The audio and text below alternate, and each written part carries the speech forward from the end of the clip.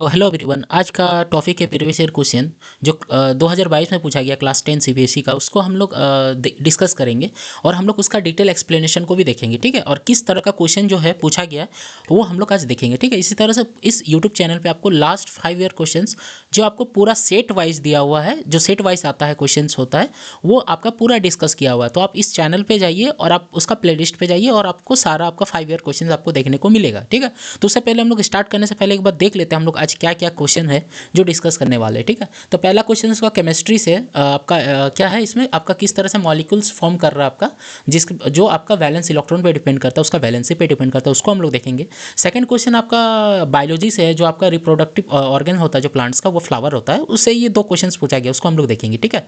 उसके बाद एक आपका फिर से बायोलॉजी क्वेश्चन जो आपका एसेक्सुअल रिप्रोडक्शन है उसके बारे में पूछा गया, उसको हम लोग देखेंगे, जो प्लेनेरिया और स्पाइरोगैरा में होता है, ठीक है। उसके बाद आपका वही चीज़ बायोलॉजी से ही क्वेश्चन है, वेरिएशन से क्वेश्चन है, डीएनए कॉपिंग से क्वेश्चन है, सेक्सुअल से क्वेश्चन है, तो उसको हम लोग देखेंगे। उसके बाद आपका क्या, आपका मैग्नेटिक फील्ड से आपका क्वेश्चन है, सोलेनॉइड के बारे में पूछा गया और उसका किस तरह से मैग्नेटिक फील्ड बनता है और ये किस तरह से इलेक्ट्रोमैग्नेट होता है, उसको हम लोग देखेंगे, ठीक है।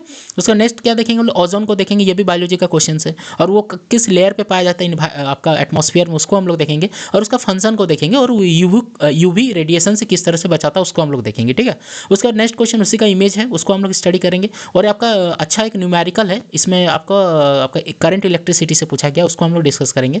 उसके बाद आपका एक क्या सर्किट दिया हुआ, उसका हम लोग टोटल इक्विवेलेंट रेजिस्टेंस को फाइंड आउट करेंगे। उसके बाद एक केमिस्ट्री से ड्रॉविनियर ट्रेड है, उसको हम लोग देखेंगे, ठीक है। किस तरह से वो अपना ट्रेड्स दिया था, किस बेसिस पे अपना वो निकाला था, आपका एक मतलब क्या बोलेंगे, एक पीरियोडिक फंक्शन को दिखाया था, वो उसको हम लोग देखेंगे, ठीक है। उसके बाद आपका मॉलिक्यूलर फार्मूला निकालेंगे, एल्किन का कुछ दिया होगा, आपका एक्स और वाई आपका कॉफिशिएंट वेरिएशन मतलब वेरिएबल है, उसको हम लोग देखेंगे किस तरह से चेंज होगा यहाँ पे, ठीक है। और उसका नाम को देखेंगे, जो आपका IUPAC नेम होता है, उसको हम लोग दो कंपाउंड का हम लोग फाइंड आउट करेंगे, ठीक है। उसके बाद एक इलेक्ट्रिकल करंट से ही आपका क्वेश्चन है, उसका न्यूमेरिकल काफ़ी अच्छा क्वेश्चन पूछा गया।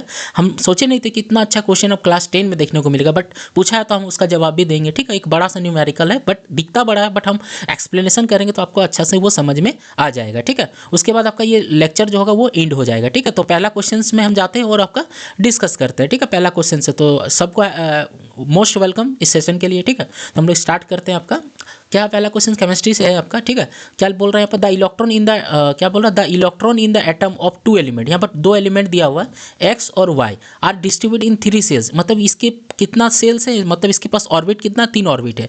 इसके पास क्या, हैविंग 1 and 7 इलेक्ट्रॉन रिस्पेक्टिवली, मतलब इसका वैलेंस सेल में जो इलेक्ट्रॉन है, मतलब आउटर सेल यानी कि तीसरा सेल में जो इलेक्ट्रॉन है, ये आपका कितना 1 और 7 है। मतलब एक्स के पास आपका वैलेंस सेल में कितना इलेक्ट्रॉन 1 है और वाई के पास आपका वैलेंस इलेक्ट्रॉन में कितना इलेक्ट्रॉन है, वैलेंस सेल में 7 इलेक्ट्रॉन है, ठीक है। और इसके पास तीनों के पास क्या कॉमन आपका 3 मतलब ऑर्बिट्स है, मतलब 3 को ऑर्बिट्स है, ठीक है। ये बता रहा है इन तीनों के पास। मान लीजिए ये कोई एक्स है, आपको पता है पहला ऑर्बिट में कितने इलेक्ट्रॉन हो सकते हैं, 2 हो सकते हैं। दूसरा ऑर्बिट में कितने हो सकते हैं, 8 हो सकते हैं। तीसरा सेल में कितना, यहाँ पर 1, क्योंकि यहाँ पर बताया गया कितने सेल है, यहाँ पर 3 सेल्स है। देखिए यहाँ पर 3 सेल्स बताया गया, ठीक है, 3 सेल्स, इसी को ऑर्बिट्स भी बोला जाता है, ठीक है। उसके बाद आपका दूसरा एक एलिमेंट है जो वाई है, उसमें भी आपका 3 सेल्स है। ये वाई है तो इसका एक सेल, दूसरा सेल और ये तीसरा सेल्स, ठीक है, तीसरा सेल। तो पहला सेल में आपका कितना 2, दूसरा में 8 और तीसरा में दिया हुआ, देखिए पहला में 1 दिया हुआ था, दूसरा में 7 दिया हुआ, मतलब ये तीसरा सेल में कितना इलेक्ट्रॉन है, 7 इलेक्ट्रॉन है, ठीक है। इसमें कितना इलेक्ट्रॉन है, 1 इलेक्ट्रॉन है। तो क्या बता रहा है आपका, हैविंग 1 और 7 रिस्पेक्टिवली, तो क्या उससे रिलेटेड कुछ क्वेश्चन पूछा गया, तो उसको हम लोग आंसर देंगे इसका। Right the group number of this element in the modern periodic, मतलब ये कौन सा ग्रुप से ये मतलब ये करता है, रिलेट करता है, तो उसको हम लोग देखेंगे। तो आपको इस चैनल पे आपको एक अच्छा इजी ट्रिक बताया गया है, how to find groups and period in modern periodic table. तो आप उस वीडियो को आसानी से कम मिनट में आप उसको समझ सकते हैं और किसी भी एलिमेंट का ग्रुप और पीरियड निकाल सकते हैं, ठीक है। तो हम लोग को पता है किसी भी एलिमेंट का अगर हम लोग को ग्रुप निकालना होता है तो उसका आउटर मोस्ट सेल में अगर 1 और 2 इलेक्ट्रॉन होता है तो वो एज इट इज वही ग्रुप का होता है। मतलब इसका अगर आउटर मोस्ट सेल में 1 इलेक्ट्रॉन है तो ये फर्स्ट ग्रुप हो जाता है, और अगर ये सेकंड इलेक्ट्रॉन है, मतलब 2 इलेक्ट्रॉन है, तो वो सेकंड ग्रुप हो जाता है, ठीक है।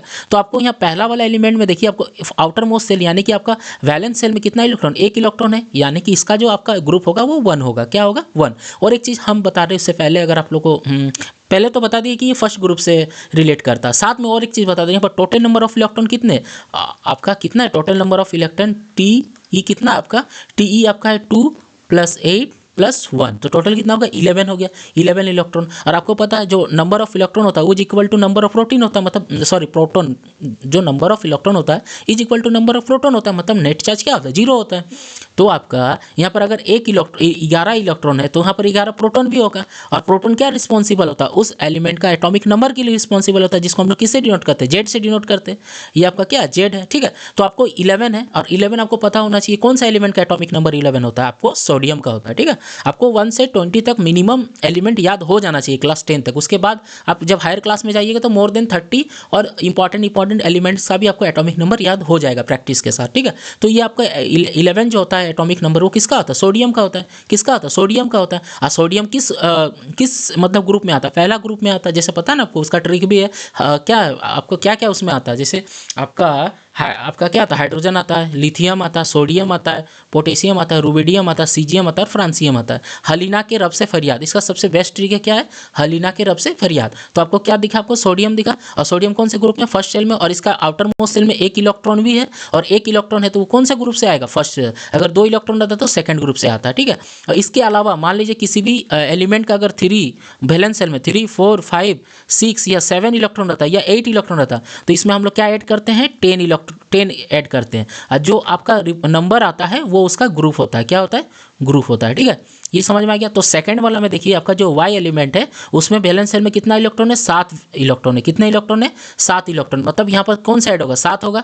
और साथ में हम लोग कितना ऐड करेंगे, 10 करेंगे। मतलब 7 + 10 क्या होगा, 17। मतलब ये ग्रुप्स क्या हो जाएगा आपका, 17 ग्रुप्स। क्या हो जाएगा, 17। नहीं समझ में आ रहा आप लोग को, जो आपका वैलेंस इलेक्ट्रॉन है उसका 7 है, किसका, वाई एलिमेंट का। और उसमें कितना ऐड करेंगे, 10 ऐड करेंगे, तो कितना आ जाएगा, 17 ग्रुप आ जाएगा। और 17 ग्रुप में कौन सा आपको पता है, हेलोजन ग्रुप आता है। और हेलोजन ग्रुप में कौन सा एलिमेंट आपका, इसका अगर इलेक्ट्रॉन को हम लोग ऐड करेंगे तो कितना हो रहा है, 7 + 8 + 2 9, 8 + 2 10 और +7 मतलब 17।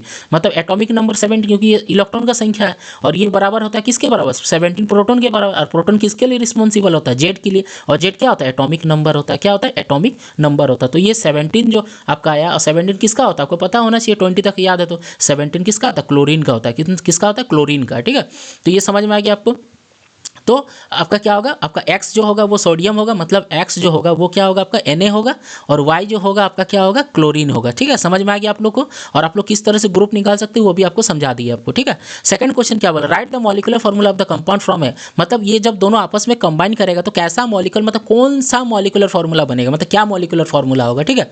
तो Na का जो वैलेंसी होता है उसका क्या होता है, 1 होता है। और क्लोरीन का भी वैलेंसी 1 होता है। आपको पता है ये अगर आउटर मोस्ट सेल में 7 इलेक्ट्रॉन है तो वो किसी एटम से वो इलेक्ट्रॉन को लेगा। और अगर वो 1 इलेक्ट्रॉन को लेगा तो वो 8 हो जाएगा और वो अपना स्टेबल हो जाएगा, ठीक है।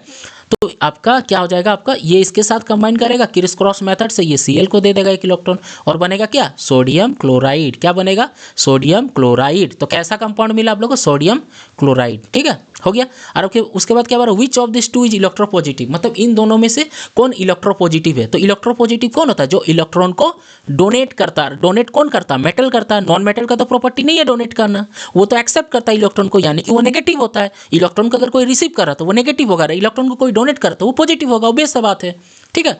तो यहाँ पर आपका इलेक्ट्रोपॉजिटिव कौन होगा, मेटल होगा। और मेटल में कौन सा दिया हुआ है, सोडियम दिया हुआ। मतलब यहाँ पर सोडियम Na+ बनाएगा, जो क्या होगा आपका इलेक्ट्रोपॉजिटिव। क्या होगा, इलेक्ट्रोपॉजिटिव होगा। क्या होगा, इलेक्ट्रोपॉजिटिव। समझ में आ गया आप लोगों को, यानी कि आपका सोडियम क्या हो जाएगा, इलेक्ट्रोपॉजिटिव हो जाएगा, ठीक है।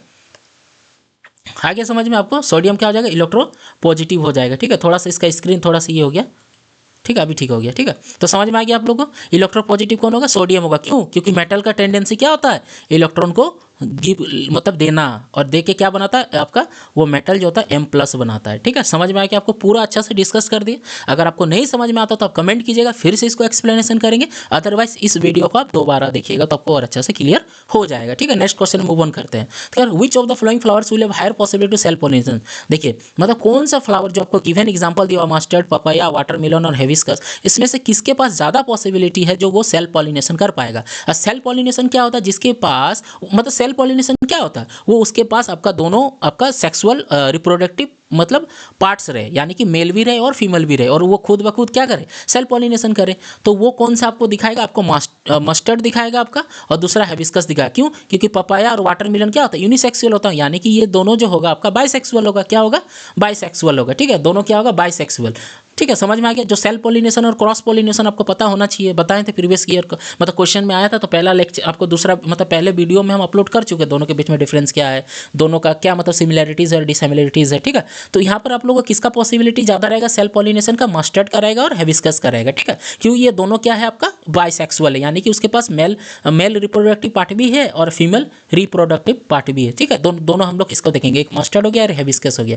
List two reproductive part of the bisexual flower, मतलब बाइसेक्सुअल फ्लावर में आपको दो गो रिप्रोडक्टिव पार्ट लिखना है। तो पहला आपको स्टेमेन समझ में आ गया, और दूसरा पिस्टिल। पिस्टिल कौन होता है, फीमेल वाला पार्ट होता है, ये फीमेल वाला पार्ट होता है, ये मेल वाला पार्ट होता है। ठीक है, ये मेल वाला पार्ट होता है, ये फीमेल वाला। आपको पता है पिस्टिल को कार्पेल बोला जाता है, स्टेमन को तो स्टेमन बोला जाता है। बट एक चीज़ आपको याद रखिएगा, कभी कभी बुक में दो वर्ड लिखा हुआ रहता है, एक एंड्रोसियम और एक गाइनोसियम रहता है। तो एंड्रोसियम कुछ होता नहीं, आपको लिख दे रहे हैं यहाँ पर एंड्रोसियम, एंड्रोसियम। ठीक है, एंड्रोसियम कुछ नहीं होता, ये आता है आपका ग्रुप ऑफ ऑल स्टेमन, मतलब किसी भी फ्लावर में जो ग्रुप रहता है स्टेमन का, मतलब एक तो स्टेमन रहता नहीं है, एक से ज़्यादा रहता है, और वो ज़्यादा वाला को हम लोग क्या रिप्रेजेंट करते हैं, ग्रुप बोलते हैं। तो जो ग्रुप ऑफ ऑल स्टेमन होता है उसी को हम लोग एंड्रोसियम बोला जाता है। ठीक है, तो आपको बहुत सारा बुक में एंड्रोसियम देखने को मिलता है। तो वो क्या होता है आपका group of all स्टेमन, group of all स्टेमन। ठीक है, स्टेमन उसी को बोला जाता है एंड्रोसियम। ठीक है, या फिर इसको और एक चीज़ बोलते हैं, स्टेमन मतलब क्या होता है आपका, वन मेल यूनिट होता है। वन मेल यूनिट मतलब क्या होता है, एक जैसे ये जो आपको फ्लावर दिख रहा है, ये आपका मेल पार्ट है, ये आपका मेल पार्ट है। तो इसका अगर एक पार्ट को हम लोग निकाल ले रहे हैं, एक पार्ट को अगर अलग कर दे रहे हैं, मान लीजिए ये आपका एक पार्ट निकाल दे रहे हैं। ठीक है, तो ये इसको बोलेंगे हम लोग स्टेमेन, क्या बोलेंगे, स्टेमेन, इसको बोलेंगे स्टेमेन। और अगर इसका हम लोग ग्रुप को हम लोग ले लेते हैं, अगर मान लीजिए और भी सारा ले लेते हैं, और भी सारा ले लेते हैं, और भी सारा ले लेते हैं, तो 4-5 हो गया। तो ये जो ग्रुप होगा इसको हम लोग बोलेंगे क्या, एंड्रोसियम। क्या बोलेंगे, एंड्रोसियम। समझ में आ गया। तो उससे डरना नहीं है, कोई नया वर्ड नहीं है ये मतलब वो जो आपका मेल रिप्रोडक्टिव पार्ट है उसका ग्रुप को ये कंसीडर किया जाता है, मतलब वो ग्रुप को रिप्रेजेंट करता है, कौन, एंड्रोसियम। उसी तरह उसका ऑपोजिट गाइनोसियम। गाइनोसियम क्या होता है, ग्रुप ऑफ ऑल कार्पेल। यहाँ पर आपको क्या दिख रहा है, फीमेल पार्ट दिख रहा है, ये फीमेल पार्ट है ना जी, स्टिग्मा, स्टाइल और ओवेरी, ये वाला फीमेल पार्ट है। तो अगर आपका ग्रुप रहता है किसी भी फ्लावर में, मतलब आपका अगर मान लीजिए किसी भी फ्लावर को अगर हम लोग किसी भी प्लांट्स के अगर मतलब फ्लावर को अगर हम लोग हर एक फ्लावर मतलब सभी फ्लावर के अगर मतलब फीमेल पार्ट को अगर कंसीडर करते हैं तो उसको हम लोग क्या बोलते हैं, गाइनोसियम बोला जाता है। ठीक है, मान लीजिए अगर ये वाला पार्ट आपको दिख रहा है, ये आपका फीमेल पार्ट है, ये भी आपका फीमेल पार्ट है, ये भी आपका फीमेल पार्ट है, ये भी आपका फीमेल पार्ट है, तो सभी को मिलाकर हम लोग इसको बोलेंगे गाइनोसियम। आपको पता है फीमेल के लिए गाइनो सब वर्ड यूज़ किया जाता है। जैसे हम लोग कोई भी फीमेल डॉक्टर के पास जाते हैं तो क्या बोलते हैं, गाइनोकोलॉजिस्ट बोलते हैं ना, गाइनोकोलॉजिस्ट से हम लोग ये करने जा रहे हैं। ठीक है, तो क्या हो गया आपका, ये गाइनोसियम हो गया। क्या हो गया, गाइनोसियम। ठीक है, गाइनोसियम। ठीक है, तो इससे डरना नहीं है। गाइनोसियम क्या होता है आपका, ये मतलब ये आपका ग्रुप ऑफ ऑल कार्पेल होता है, यहाँ पर लिख दे रहे हैं। ठीक है, group of all carpel, group of all carpel. ठीक है, ग्रुप ऑफ ऑल कार्पेल।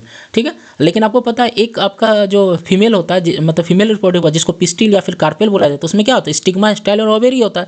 इस पार्ट को क्या बोला जाता है, इसको ओवेरी बोला जाता है, इसको स्टिग्मा बोला जाता है, इसको इसको स्टिग्मा बोला जाता है। ठीक है, इसको स्टिग्मा और इसको स्टाइल बोला जाता है। ठीक है, और यहाँ पर जो ओवेरी रहता है जिसके अंदर क्या पाया जाता है, ओव्यूल्स पाया जाता है। जहाँ पर क्या होता है, यहाँ पर आपका क्या होता है, फर्टिलाइजेशन टेक प्लेस करता है, किसके अंदर, इनसाइड द ओवेरी। समझ में आ गया आप लोग को दोनों के बीच में डिफरेंस क्या होता है। आपका पिस्टिल या कार्पल एक यूनिट को बताता है फीमेल का, और आपका जो गाइनोसियम होता है बहुत सारे यूनिट ऑफ मतलब बहुत सारे यूनिट को बताता है, किसका, आपका फीमेल रिप्रोडक्टिव पार्ट को। उसी तरह मेल का भी एक पार्ट को एक यूनिट को कौन बताता है, वन मेल यूनिट को वो स्टेमन बताता है। यहाँ लिख दे रहा, अगर आपको थोड़ा कन्फ्यूजन हो रहा था, वन मेल यूनिट को बताता है ये। और ये जब ग्रुप में काम करता है जिसको हम लोग एंड्रोसियम बोलते हैं, ग्रुप ऑफ ऑल स्टेमन। आपको ये मतलब क्लियर हो गया होगा। ठीक है, पूरा अच्छा से क्लियर हो गया होगा। ठीक है, तो आपको नेक्स्ट में जाते तो अगर थोड़ा सा और बता दे रहे तो आपको मेल जो पार्ट होता है इसको क्या बोला जाता है, आपका क्या बोला जाता है, इसको फिलामेंट बोला जाता है, और इसको क्या बोला जाता है, आपका एंथर बोला जाता है। और इस एंथर में क्या पाया जाता है, पोलन ग्रेन्स पाया जाता है। और ये पोलन ग्रेन्स कहाँ जाता है, यहाँ पर स्टिग्मा में जाता है। ठीक है, ये पोलन ग्रेन्स, ठीक है, किस में जाता है, स्टिग्मा में। समझ में आ गया आप लोगों को। नेक्स्ट क्वेश्चन मूव ऑन करते हैं। Which one of the multicellular organism Spirogyra and Phyllogyra? Which one of the two multi cellular organism, मतलब इसमें से कौन जो है आपका दो मल्टी सेल्यूलर ऑर्गेनिज्म में जो रिप्रोड्यूस होता है किसके थ्रू, रीजनरेशन के थ्रू, एंड क्यों होता है।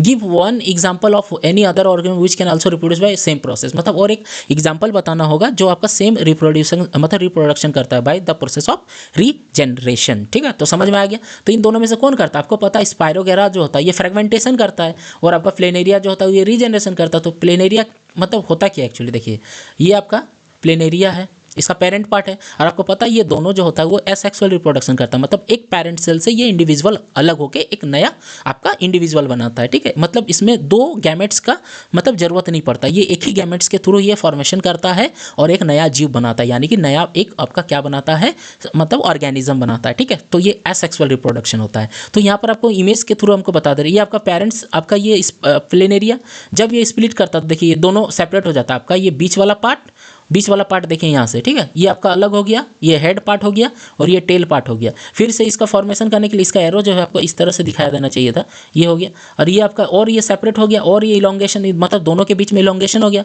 मतलब ये हेड वाला पार्ट और ये आपका टेल वाला पार्ट, और आपका ये दोनों समझ के क्या हो गया, फिर हेड और टेल वाला पार्ट ये दोनों इंडिविजुअल हो गया ना, ये इंडिविजुअल होके नया ऑर्गेनिज्म बन गया। देखिए ये नया फाइनली क्या हो गया, नया ऑर्गेनिज्म क्या बन गया, आपका प्लेनेरिया बन गया। मतलब ये जो पेरेंट था, पेरेंट पहले से अलग हुआ इन द सेंस ये हेड वाला पार्ट और ये आपका टेल वाला पार्ट। ठीक है, टेल वाला पार्ट, और फिर ये दोनों के बीच में इलोंगेशन हुआ, इलोंगेशन के बाद ये सेपरेट हो गया और सेपरेट होने के बाद दो नया इंडिविजुअल बन गया, तो नया इंडिविजुअल बन गया। ठीक है, जो आपका हेड वाला पार्ट रहता है वो नया टेल बना लेता है, ये जो हेड वाला पार्ट रहता है, ये जो आपका हेड वाला पार्ट रहता है ये नया टेल बना लेता है और ये टेल वाला पार्ट एक नया हेड बना लेता है और एक नया ऑर्गेनिज्म बन जाता है। ठीक है, इस तरह से आप लोगों को समझ में आ गया होगा। ठीक है, तो यहाँ पर देखिए क्या लिखा हुआ, planaria produce by regeneration, it is because they have specialise cell. मतलब क्या बोल रहे हैं यहाँ पर, आपका जो प्लेनेरिया है आपका क्या बोल रहा है, रीजनरेशन के थ्रू ये रिप्रोडक्शन करता है एसेक्सुअल, और ये क्यों करता है, दे हैव स्पेशलाइज सेल, इसके पास कुछ स्पेशलाइज सेल होता है। दिस सेल्स प्रोलाइफरेट मतलब प्रोलिफरेट होता है and make large number of cells, और बहुत सारा सेल्स बनाता है। From this mass of cells different cells undergo change to become various cells type, और ये जो चेंज होता है अंडरगो करता है वो बहुत सारा वेरियस सेल में वो कन्वर्ट हो जाता है, एंड ये cell types and becomes various cells types and tissue, फिर वो टिश्यू बन जाता है। दस different part of different parts develop to make complete, और ये जो डिफरेंट पार्ट्स होता है वो क्या बन जाता है, डिफरेंट एक कंप्लीट ऑर्गेनिज्म बन जाता है। ठीक है, तो ये समझ में आ गया आप लोगों को। और उसी तरह एक तो क्या बोला था यहाँ पर सेकंड वाला question, give an example of any other organism, तो ये कौन सा दिखाता है, हाइड्रा दिखाता है। ठीक है, हाइड्रा बर्डिंग भी शो करता है और रीजनरेशन भी शो करता है, दोनों ही एसेक्सुअल है। ठीक है, लेकिन अगर यहाँ पर और एक एग्जांपल दिया गया स्पायरोगेरा, तो स्पायरोगेरा क्या होता है, फ्रेगमेंट स्पायरोगेरा जो होता है ये भी मल्टी सेल्युलर ऑर्गेनिज्म होता है। ये किसके थ्रू आपका रीजनरेट करता है, आपका मतलब फ्रेगमेंटेशन के थ्रू। ठीक है, तो ये फ्रेगमेंटेशन क्या होता है थोड़ा सा बता दे रहे। ठीक है, it is a type of sexual reproduction in which the parent body break into fragments मतलब क्या होता है, बहुत सारा टुकड़ा में मतलब ये डिवाइड हो जाता है और सभी टुकड़ा एक नया इंडिविजुअल की बन जाता है। ठीक है, हर एक टुकड़ा एक नया स्पायरोगेरा में कन्वर्ट हो जाता है। समझ में आ गया, मतलब ये जो स्पायरोगेरा क्या करता है, फ्रेगमेंटेशन करता है, इसको लिख दे रहे। ठीक है, फ्रेगमेंटेशन। ठीक है, फ्रेगमेंटेशन ये फ्रेगमेंटेशन करता है, और फ्रेगमेंटेशन क्या होता है, ये एक तरह ये भी एक एसेक्सुअल रिप्रोडक्शन है, क्योंकि यहाँ पे दो इंडिविजुअल का जरूरत नहीं पड़ता है, एक सिंगल मतलब पेरेंट सेल्स वो इसको क्या बनाता है, एक नया सेल्स में कन्वर्ट हो जाता है, मतलब डॉटर सेल्स बन जाता है। ठीक है, ये क्या होता है आपका बहुत सारा फ्रेगमेंट्स में टुकड़ा में अलग होता है, और अलग होने के बाद सभी टुकड़े मतलब सभी जो डिवाइडेड सेल था वो एक मतलब अलग अलग सेल्स में वो कन्वर्ट होके न्यू इंडिविजुअल बन जाता है। ठीक है, समझ में आ गया आपको, और एक सभी टुकड़े क्या होते हैं, एक नए स्पायरोगेरा फॉर्म करते हैं। ठीक है, समझ में आ गया आपको। इसी तरह नेक्स्ट क्वेश्चन मूव ऑन करते हैं। व्हाट इज वेरिएशन, वेरिएशन क्या होता है आपको ये समझना होगा। ठीक है, list two main reason that may lead to a variation in a population, मतलब वेरिएशन क्या होता है और रीजन क्या है उसके पीछे वेरिएशन का इन पॉपुलेशन में। तो वेरिएशन क्या होता है आपको पता होना चाहिए, वेरिएशन जो होता है वो सेम स्पेसीज में हो जाता है बट नॉट एग्जैक्टली सेम, मतलब स्पेसीज सेम होता है बट नॉट एग्जैक्टली सेम होता है। मतलब वेरिएशन जो होता है थोड़े बहुत मतलब एक पहला इंपॉर्टेंट बात, ये सेम स्पेसीज में होगा। ठीक है, बट नॉट एग्जैक्टली सेम, मतलब बट नॉट एग्जैक्टली सेम मतलब क्या होगा, मान लीजिए मतलब दो चाइल्ड है और दोनों चाइल्ड के बीच में मतलब दोनों ही ह्यूमन है, दोनों का सेपियंस सेम है, जिसको होमो सेपियंस पता आपको, छोड़िए साइंटिफिक और ओरिजिन है, ठीक है। तो अगर दो सेम चाइल्ड है, मतलब दो चाइल्ड है, बट दोनों के बीच में जो आपका एग्जैक्टली सेम आपका नहीं मिलेगा, कुछ ना कुछ आपको डिफरेंस मिलेगा, जिसको क्या बोलते हैं, वेरिएशन बोलते हैं। क्या बोलते हैं, वेरिएशन, ठीक है।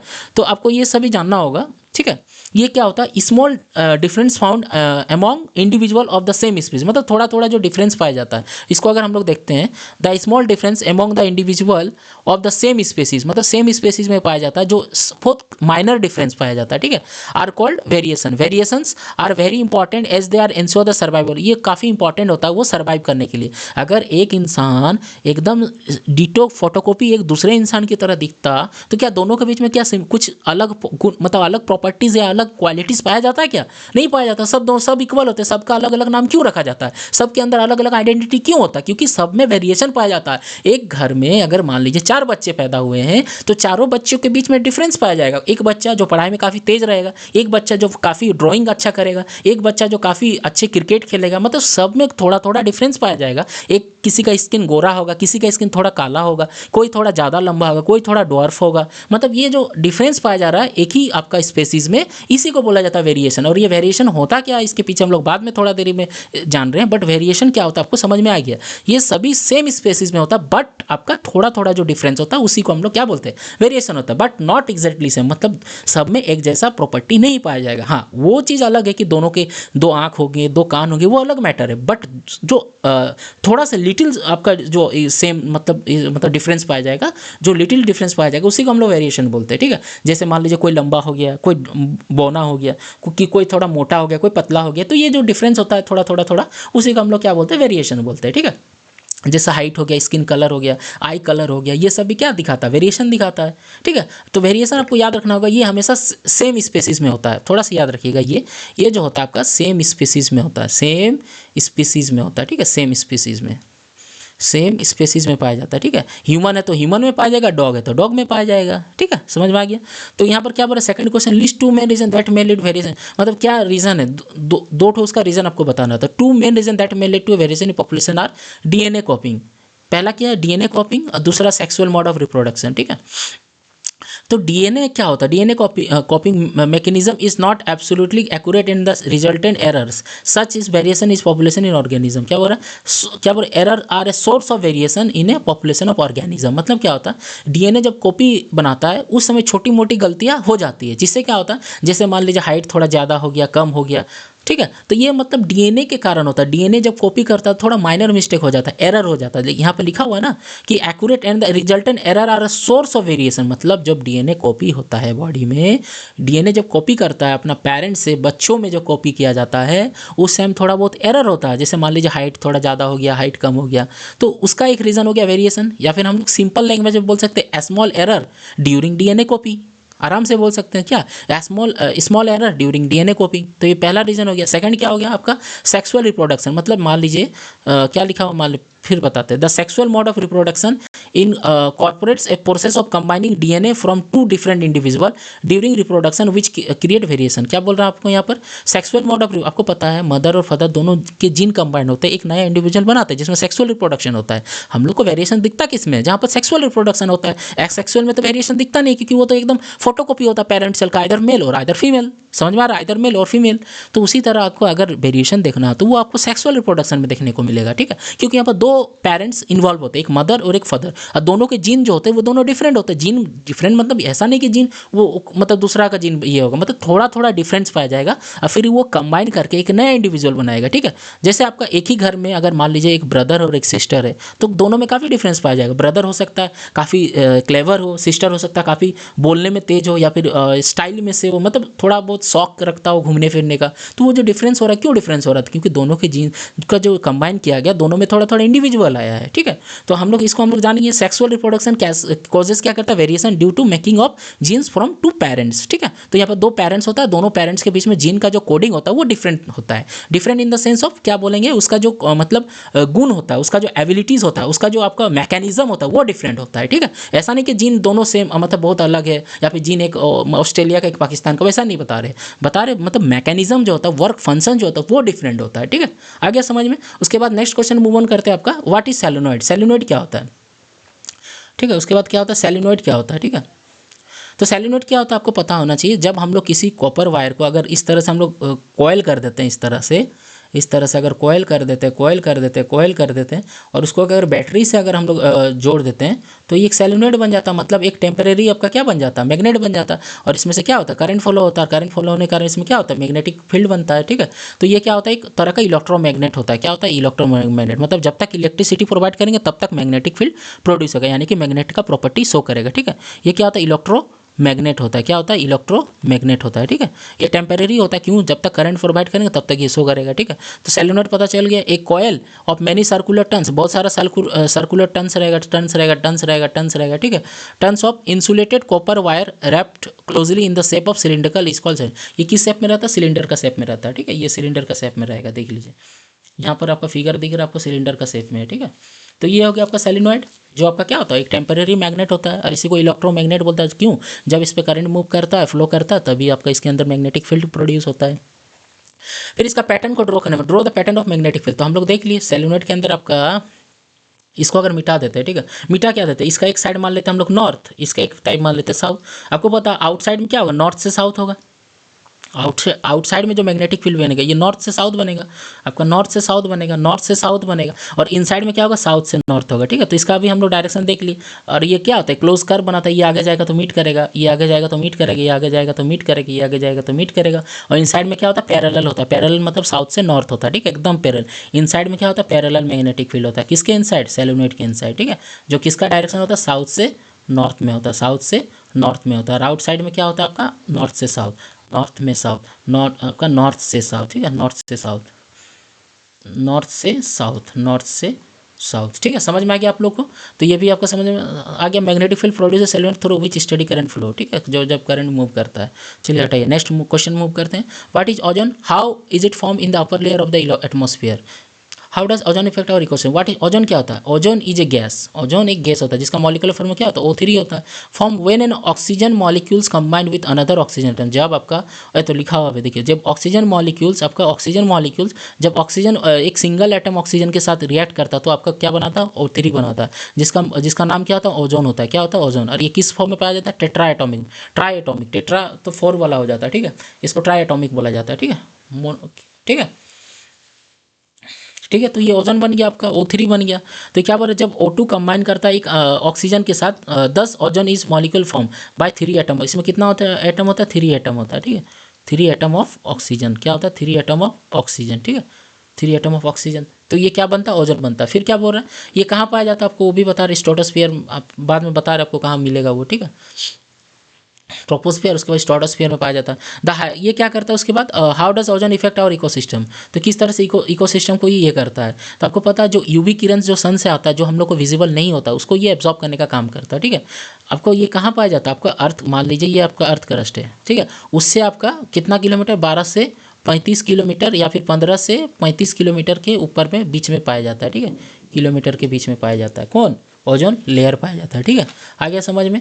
तो ये कहाँ होता है, स्ट्रेटोस्फीयर में पाया जाता है। कहाँ पाया जाता है, स्ट्रेटोस्फीयर में, ठीक है। इसका इमेज शायद लिए हम लोग, अच्छा लिए, देखिए ये आपको स्ट्रेटोस्फीयर दिख रहा है, ये यहाँ पर पाया जाता है। इसका कलर, पेन का कलर थोड़ा चेंज कर देते हैं, ठीक है। ये स्ट्रेटोस्फीयर में पाया जाता है। देखिए ये आपका क्या अर्थ क्रस्ट है, ट्रोपोस्फीयर है, इसके बाद स्ट्रेटोस्फीयर, इसके बाद मेसोस्फीयर, इसके बाद आइनोस्फीयर, एक्सोस्फीयर, वो अलग मैटर है। टाइप्स ऑफ हम लोग ये एटमॉस्फेयर को नहीं देख रहे, बट हम लोग को देखना क्या, ओजोन कहाँ पाया जाए। तो आपको देखिए ओजोन लेयर दिख रहा है आपको यहाँ पे, ओजोन लेयर एक सील्ड बनाया हुआ है यहाँ पे, ठीक है। वो कहाँ होता है, ट्रोपोस्फीयर के ऊपर में, यानी कि स्ट्रेटोस्फीयर में हो जाता है। उसके छोड़िए उसका, ये क्या करता है आपको, जो आपका मतलब सन से जो यूवी किरण आती है, यूवी लाइट आती है, उसको ये क्या करता है, एब्जॉर्ब करता है। और ये जो अर्थ में जो जितने सारे लिविंग ऑर्गेनिज्म है उसको ये प्रोटेक्ट करता है, ठीक है। तो यहाँ पर दिख रहा है ozone is a present at higher levels of the atmosphere and it sealed at the surface of the earth. ये सील्ड करता है मतलब कवर करता है from earth UV radiation of the sun, therefore it helps to protect the all ecosystem organism from higher damaging radiation that cause can problem like skin cancer and cataract in the humans. मतलब बहुत सारा disease cause करते हैं, जैसे हो गया skin cancer हो गया, कैटरेक्ट हो गया। कैटरेक्ट तो ज़्यादा मतलब एज वाले इंसान के साथ होता है, ठीक है। Ozone also helps to maintain the temperature, ये ऑल्सो, और ये क्या करता है टेम्परेचर को भी मेंटेन करके रखता है, कौन, ओजोन। और हम लोग देखिए कहाँ पाया जाता है, स्ट्रेटोस्फीयर में पाया जाता है, ठीक है। यूवी लाइट जो हम लोग को विजिबल नहीं होता है ना, उसको ये क्या करता है, रोकता है, स्टॉप कर, मतलब आने से रेजिस्ट करता है, ठीक है, एक तरह का रेजिस्टेंस का काम करता है, ठीक है। उसके बाद नेक्स्ट क्वेश्चन मूव ऑन करते हैं। हाँ, ये अच्छा क्वेश्चन है, ठीक है। ये क्या पूछा, 3 register R1 R2 and connected in parallel, मतलब 3 ठो रजिस्टर या तीनों पैरेलल में। The combination is connected to a battery, एक बैटरी के साथ कनेक्टेड एमीटर है, एक वोल्टमीटर है एंड की है। ड्रॉ सुटेबल सर्किट डायग्राम, तो हम लोग इसका सर्किट डायग्राम को बनाना है। Arrangement of this circuit component along with the direction of the current, मतलब उस सर्किट में करंट का डायरेक्शन को भी बताना। तो इसका हम लोग अगर हम लोग बनाते हैं, मान लीजिए, ठीक है, इसका सर्किट डायग्राम बना रहे हैं, ठीक है। तो तीनों जो आपका आर है वो क्या पैरेलल है, ठीक है, ठीक है,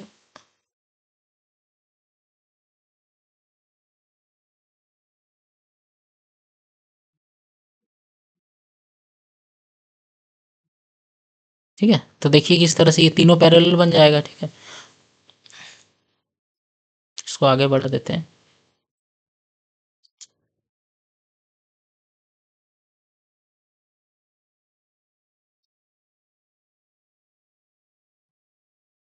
यहाँ पर एक की लगा देते हैं, उसके बाद आपका जो क्या करेगा, सर्किट को कंप्लीट करेगा। और यहाँ पर एक एमीटर लगा देते हैं, ठीक है, एमीटर हो गया आपका, समझ में आ गया। और यहाँ पर एक वोल्टमीटर जो पैरेलल में कनेक्टेड होता है, ठीक है।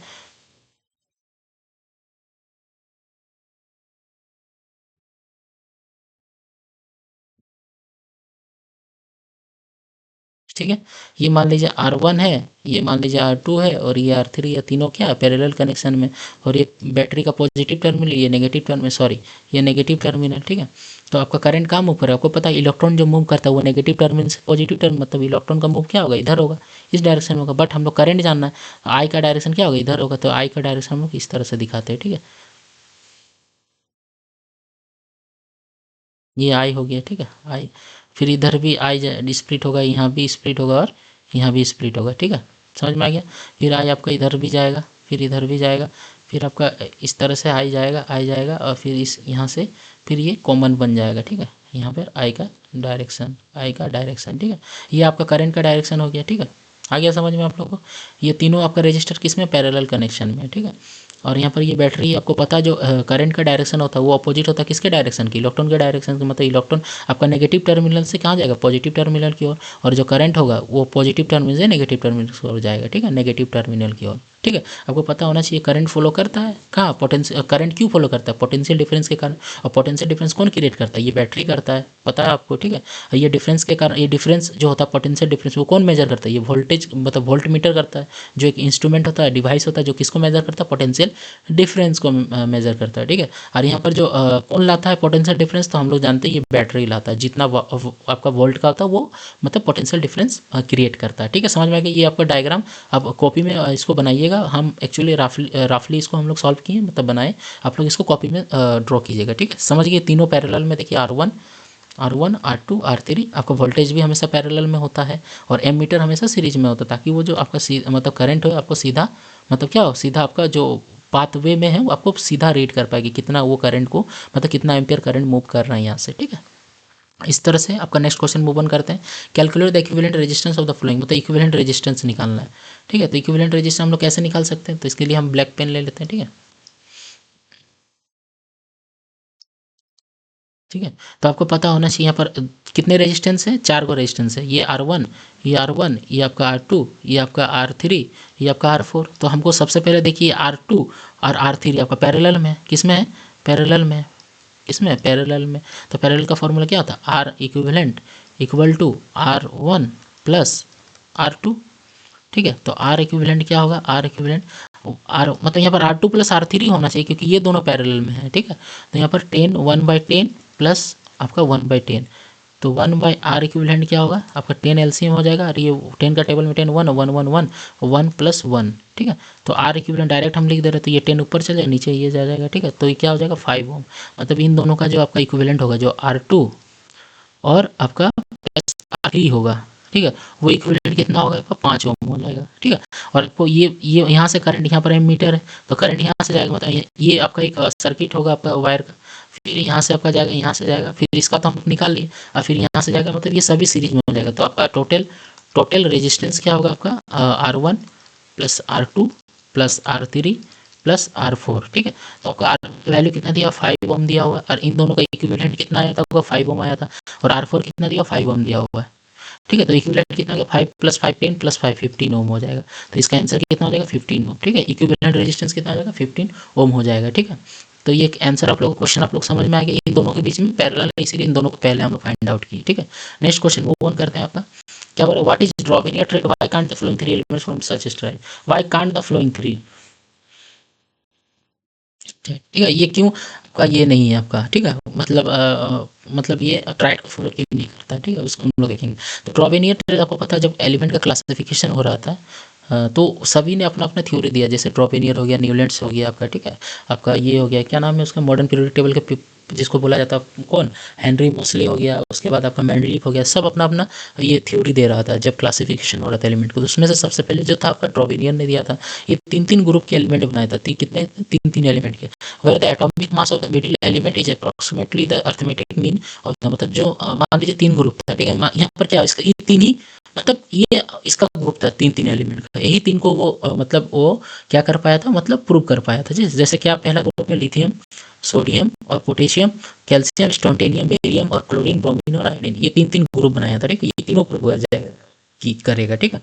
जैसे लिथियम का मास होता है 7, जो पहला और लास्ट का जो आपका मास का जो एवरेज होगा वो तीसरे मास के बराबर होगा, 7 + 39/2, ठीक। तो क्या हो जाएगा 46 हो जाएगा बाई 2, कटेगा तो क्या होगा 23, क्या 23 इसका मास है, मास मतलब क्या ये है, हाँ है एकदम, मतलब ये भी वेरीफाई होगा, मतलब ये पीरियोडिक, मतलब इसी को बोला गया जो आपका सेम पैटर्न को फॉलो किया उसी को पीरियोडिक बोला गया। तो पहला जो पीरियोडिक प्रॉपर्टी था वो किसने दिया था, ड्रॉविनियर ने दिया था, ठीक है। फिर कैल्शियम, स्टोन्टेनियम, बेरियम, तो इन तीनों का भी इसका मास को ऐड करते हैं, तो देखते हैं 40 + 137/2, इसका एवरेज निकालते हैं 7 3 3 4 3 और 4 7, और 3 और 4 7 हो गया, और 1/2 बाई, तो कितना हो जाएगा 8 16 88.5, जो कि करीब करीब किसके बराबर है 88 के बराबर है। देखिए स्टोन्टेनियम आ गया ना, तो यही ये मतलब ट्राइड्स ऐसे ही बनाया था, मतलब जो आपका फर्स्ट और लास्ट का जो एटॉमिक मास होगा, एटॉमिक मास का जो एवरेज होगा वो दूसरे एलिमेंट के मास के बराबर होगा। जिस तरह क्लोरीन और आप आयोडीन का घर में खुद कीजिएगा, ठीक है, यहाँ पर आयोडीन होगा, यहाँ पर लिखा हुआ नहीं है, ठीक है, क्लोरीन और आयोडीन का कीजिएगा तो आपको ये ब्रोमीन के बराबर मिल जाएगा, ठीक है। तो ये दिया था कौन, ड्रॉविनियर। बट ये क्यों नहीं फॉलो कर रहा है इसको भरत, तो तीनों का हम लोग मास ऐड करते थे, देखिए 14 + 75, उसका एवरेज निकालने के लिए बटा 2 पता ही आप लोग डिवाइडेड बाई 2 किया है ना, फर्स्ट नंबर और लास्ट नंबर, ठीक है। तो इसका कितना हो गया सेम 5 + 4 9, 1 + 7 8/2,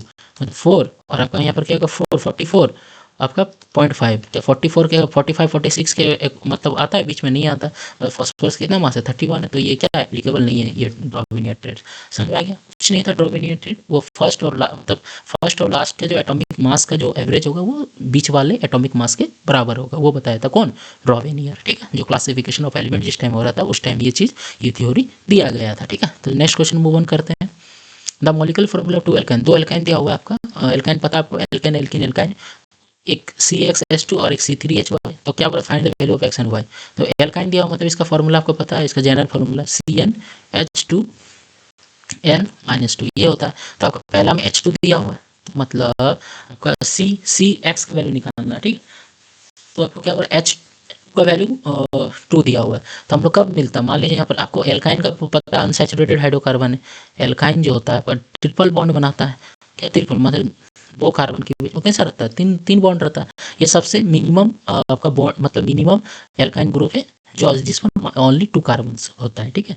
तो इसको हम लोग देख लेते हैं, ठीक है। यहाँ पर कितने अब आपको 3 बॉन्ड हो गए, मतलब यहाँ एक, यहाँ एक, यहाँ एक, यहाँ एक, यहाँ एक, यहाँ एक, ठीक है। और आपको पता है कार्बन के पास कितना वैलेंस इलेक्ट्रॉन, 4 होता है, मतलब यहाँ पर और एक इलेक्ट्रॉन होगा जो हाइड्रोजन के साथ जुड़ा हुआ रहेगा, और इलेक्ट्रॉन जो हाइड्रोजन के साथ जुड़ा हुआ रहेगा, ठीक है। तो हम लोग को मिल गया कितना एक्स, मतलब एक्स का वैल्यू क्या आएगा, 2 कार्बन होगा, क्यों, क्योंकि 2 हाइड्रोजन है, देखिए 2 हाइड्रोजन है ना, मतलब C2H2, ठीक है। तो इसका ये मिल गया, एक्स का वैल्यू क्या मिल गया, एक्स का वैल्यू 2 मिल गया, और ठीक है, एक्स का वैल्यू 3 मिल गया, और एच का वैल्यू तो दिया हुआ है। तो इसका ये हो गया एक्स का वैल्यू क्या है 2, और दूसरा वाला में क्या बोला C3 C3Hy, तीसरा वाला में क्या बोला C3, मान लीजिए इस तरह से C3Hy, एच का वैल्यू निकालना है। तो ये तो हो गया, आपको पता है इधर 3 होगा और इधर आपका 1 होगा, ठीक है। और ये इसके पास 4 बॉन्ड होगा, एक 3, हाँ ये 4 हो गया, और इसके पास 4 हो गया, और इसके पास आपका सी इधर 3, हाँ 4 हो गया, ठीक है। तो टोटल यहाँ पर C3 और आपका H कितना हो गया 3, और उधर एक 4, C3H4, ठीक है। तो Y का वैल्यू क्या आ गया आपका 4 आ गया, क्या आ गया 4 आ गया, ठीक है। पता चल गया आपको, क्योंकि ये टेट्रावेलेंट होता है, तो ये 3 हो गया, इसके पास एक 4, इस कार्बन का 4 बॉन्ड हो गया, इस कार्बन के पास 3 हाइड्रोजन इधर और एक बॉन्ड इधर 4, इस कार्बन के बाद इधर 3 और इधर एक 4 हो गया। तो ये एक्स का वैल्यू क्या आ गया 2 आ गया, और वाई का वैल्यू 4 हो गया। फिर इसका क्या write the same name of the A and B, मतलब उसका आईपीएसी नेम बता रहा था। पहला वाला आईपीएसी क्या होगा आपका, आपको पता है पहला क्या होता है, मीथ होता है, उसके बाद ईथ होता है, तो इसका क्या हो जाएगा इथाइन हो जाएगा, क्या हो जाएगा ethyne, Y N E suffix लगेगा, ठीक है। और तीसरा वाला में कितने कार्बन है 3 कार्बन, मतलब प्रोपेन, और कैसा होगा एल्काइन है, तो ये प्रोपाइन, क्या होगा प्रोपाइन, ठीक है। समझ में आ गया, पहला वाला इथाइन है, दूसरा वाला क्या हो गया प्रोपाइन, ठीक है। समझ में आ गया आप लोगों को। उसके बाद नेक्स्ट क्वेश्चन मूव ऑन करते हैं। Define electric power and right the SI unit, मतलब इलेक्ट्रिक पावर क्या होता है, आपको पता है इलेक्ट्रिक पावर क्या होता है, electric power is the rate at which electrical energy transfer, मतलब ये रेट को बताता है जिससे वो इलेक्ट्रिकल एनर्जी क्या होता है ट्रांसफर होता है, किसमें आपका अदर फॉर्म्स ऑफ एनर्जी में, लाइक हीट हो गया, लाइट हो गया, पर यूनिट टाइम, ठीक है। तो समझ में आ गया आप लोगों को, ये इलेक्ट्रिकल पावर क्या होता है, जो आपका इलेक्ट्रिकल एनर्जी होता है वो ट्रांसफर करता है into other form of energy like heat और लाइट, ठीक है। ये रेट को बताता है। इसका फॉर्मूला हम लोग जानते हैं, पी बराबर क्या होता है वी आई होता है, क्या होता है आपका वी आई होता है, ठीक है। पी बराबर वी आई होता है, ठीक है। आ गया समझ में। एक न्यूमेरिकल दिया, काफ़ी अच्छा न्यूमेरिकल है, ठीक है। तो उसको हम लोग देखिए, 2 balls rated 100 watt and 220 watt, 220 watt volt and 60 watt to 20 volt are connected in parallel, parallel में connected है। इलेक्ट्रिक में से दो इलेक्ट्रिक में कितना 220 वोल्ट्स आपका मेन वोल्टेज है। Find the current from the bulb, current निकालना है। तो आपको पता होना चाहिए, यहाँ से अगर हम लोग थोड़ा इसको इलोंगेट करते हैं तो P बराबर क्या हो जाएगा आपका, ठीक है। V और I का वैल्यू आपको ओम्स लॉ के अकॉर्डिंग क्या है, V equal to I R, ठीक है। तो I बराबर क्या हो जाएगा V बाई आर हो जाएगा, I बराबर, ठीक है। ये चीज़ समझ में आ गया आप लोगों को, ये चीज़ समझ में आ गया। यहाँ पर क्या हो जाएगा V का वैल्यू क्या निकलेगा आपका आई आर, ठीक है। I का वैल्यू V बाई आर हो गया, तो क्या होगा P बराबर V स्क्वायर बाई आर, ठीक है। समझ में आ गया, तो P equal to V square by R हो जाएगा, ठीक है। इसका न्यूमेरिकल थोड़ा सा लॉन्ग होगा, तो हम इसको बना लेते हैं, सॉल्व कर लेते हैं। वी स्क्वायर बाय आर ये P1 के लिए होगा, और P2 के लिए भी क्या होगा सेम चीज़ होगा, we square by are, R1 और ये R2 होगा। 2 रेजिस्टेंस है, ठीक है, लिखा हुआ नहीं यहाँ पे, आर कनेक्टेड इन पैरेलल, ठीक है। 2 बल्ब है, दोनों का अलग अलग ये होगा, ठीक है।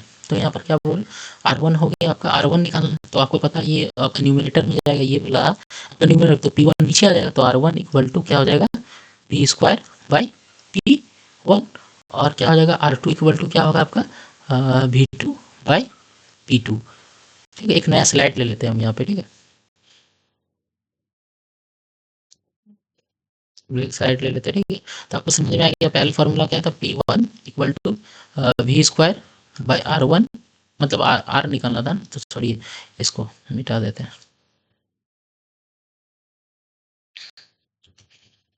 देख लेते हैं पहला क्वेश्चन आपका, हाँ R1 था, ठीक है। तो R1 यहाँ पर क्या हो जाएगा आपका, R1 जो होगा आपका क्या होगा वी स्क्वायर बाई P1, और R2 जो होगा इधर निकालते हैं R2 बराबर क्या होगा वी स्क्वायर बाई P2। तो R1 वी स्क्वायर का वैल्यू कितना था, वी स्क्वायर का वैल्यू कितना था आपका 220, नहीं हाँ 220, P1 का वैल्यू 100 वाट, ठीक है।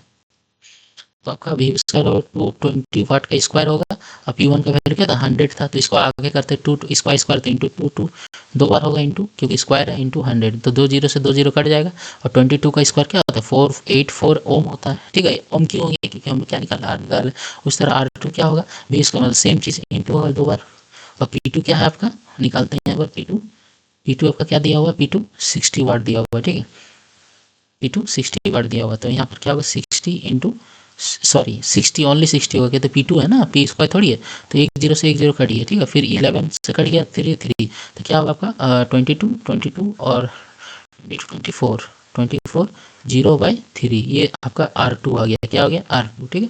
तो समझ में आ गया आप लोग, R1 और R2 हम लोग निकाल लिए, ठीक है। अब दोनों किस कैसा कनेक्शन में था, आपका सीरीज में ना पैरेलल में, तो आपका पैरेलल में था, तो पैरेलल का फॉर्मूला हम लोग लगाएंगे यहाँ पर, ठीक है। पैरेलल का फॉर्मूला क्या होता है आपका 1/R equivalent equal to 1/R1 plus 1/R2, ठीक है। 1/R इक्वल टू 1/R1 क्या होगा आपका 1/R1, R1 कितना आया था आपका 484 484, और R2 कितना आया था आपका R2 आया था 2420/3, ठीक है। आ गया समझ में, तो ये आपका क्या हो जाएगा, आपका 3 ऊपर में चल जाएगा, ठीक है।